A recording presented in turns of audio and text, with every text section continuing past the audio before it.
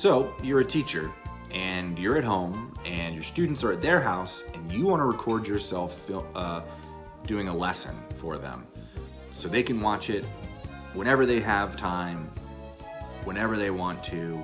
You're not live, you record it, you post it on Blackboard, you're good to go. Here's how you do it. First thing you do when you get to your computer is open up the Start menu. Right under C in your Start menu is the Camera app. We're going to open that. Alright, so you open your Camera app. First thing you're going to see is your webcam turns on. Now, you're not really recording anything until you press the record button. That's right over there.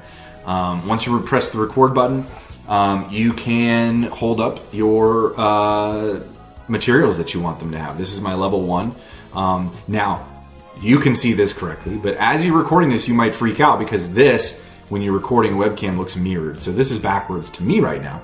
But to you, after the video is done, you see it right ways. So anyway, you can teach your entire lesson, whether it's adding fractions, whether it's a spelling test, whatever it is, you can record it and press the stop button. And once you press the stop button, it's going to populate your camera roll with whatever you just recorded. It'll go right to that camera roll. That camera roll has that's a saved video file, and that's accessible from your pictures. It's already a folder in your pictures folder, and that document, that video file, can be uploaded to Blackboard. So let's do that. All right, so we're going to find our video file. We're going to open up our File Explorer. We're going to open up our pictures folder. Within that is our camera roll, and you will notice that the most recent thing that you recorded is going to be right here. I can change the name of it just to make sure it's clear from all these other ones because those look all fairly similar. I'm just going to change it to lesson.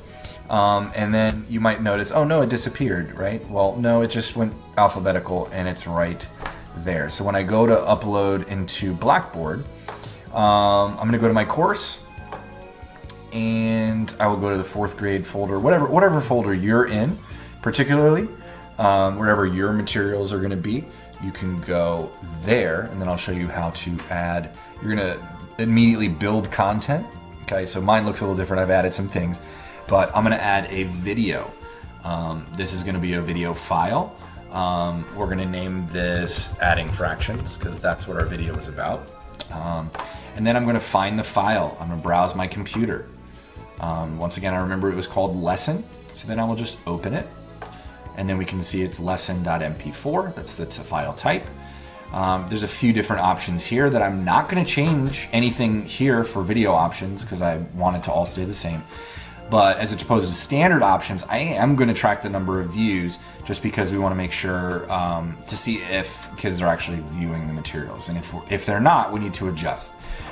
We can also display from certain times. Say I want to set it up to where it displays on Thursday and not today.